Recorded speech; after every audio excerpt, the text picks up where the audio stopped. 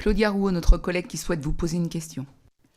Merci et merci beaucoup pour votre témoignage et votre courage parce qu'on imagine derrière le stress que c'est pour vous.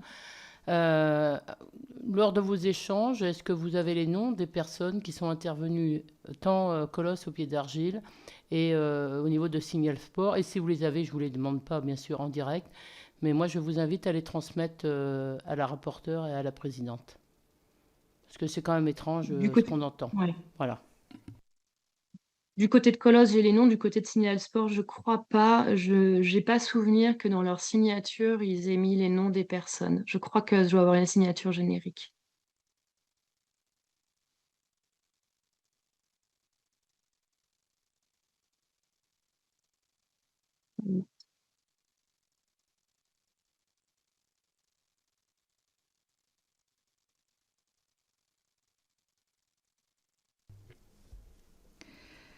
Vous avez évoqué des irrégularités lors de la dernière assemblée générale de la fédération.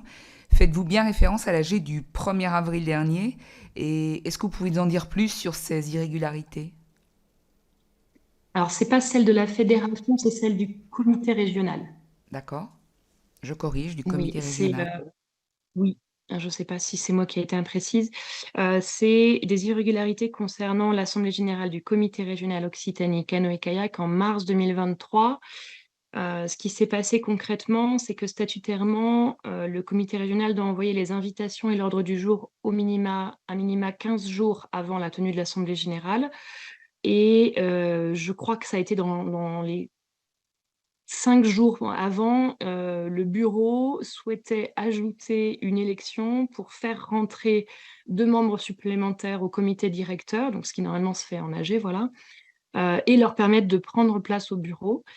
Et du coup, ce n'était pas inscrit à l'ordre du jour. Alors, je ne sais plus s'ils ont voulu modifier l'ordre du jour dans la semaine ou pas. Enfin, toujours est-il que c'était pas réglementaire. Et pendant l'Assemblée générale, le vice-président, qui était devenu du coup le président à ce moment-là, puisque l'ancien président a été suspendu, enfin était inéligible, a souhaité forcer cette élection. À cette Assemblée générale était présent un membre du bureau exécutif de la fédération et un DTN adjoint, qui ont chacun indiqué au président de ne pas faire cette élection qui n'était pas réglementaire, mais le président a souhaité néanmoins réaliser cette élection. Donc, je crois que la pirouette qu'il a donnée, c'était ils ont fait voter par les gens le fait de faire cette élection, puis ils ont fait l'élection. Donc, ça s'est passé comme ça. Ça a permis donc à ces 2 personnes d'intégrer le comité directeur et le bureau, sachant que la perception que j'en ai moi, et là encore c'est que mon interprétation, c'est que ce sont 2 personnes d'opposition par rapport à ma posture, mais aussi et surtout au trésorier actuel qui est intègre et qui empêche un petit peu justement le fonctionnement d'être trop dégradé. Euh, Derrière, le membre du bureau exécutif qui était présent a dit au président, cette assemblée générale du coup n'est pas régulière et tu vas en entendre parler par la fédération. Le problème, c'est que je crois que le compte-rendu de cette assemblée générale n'a toujours pas été écrit.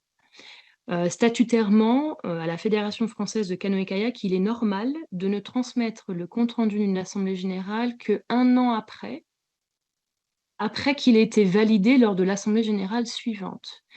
Donc, si je comprends bien, comme là, il n'y a pas de compte-rendu, il n'y a pas de problème.